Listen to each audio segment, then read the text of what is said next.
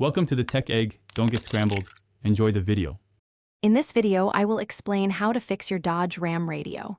First, let's start with some basic troubleshooting steps.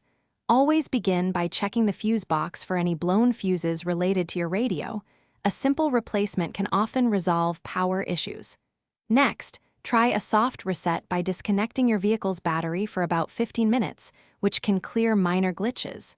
Finally, carefully inspect the wiring harness behind the radio for any loose or damaged connections. If basic steps don't work, let's address power and sound issues more deeply.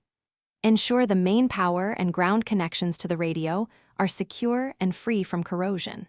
For no sound, carefully examine all speaker wires for any cuts or shorts that could be preventing audio output.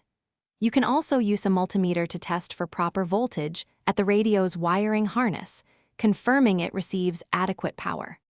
Now, let's tackle software and connectivity problems. Sometimes, a simple firmware update can resolve many digital glitches and improve performance.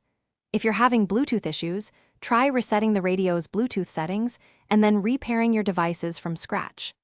Also, ensure your antenna connection is secure and undamaged, as this can impact radio reception and GPS functionality. While many radio issues are fixable at home, some problems require expert attention. If you encounter complex electrical issues or persistent problems after trying all these steps, it's wise to seek professional assistance. A certified technician can diagnose internal component failures or intricate wiring problems more accurately. Sometimes, considering a radio replacement might be the most cost-effective solution for irreparable damage. Thanks for watching. Consider subscribing if I helped unscramble your problems.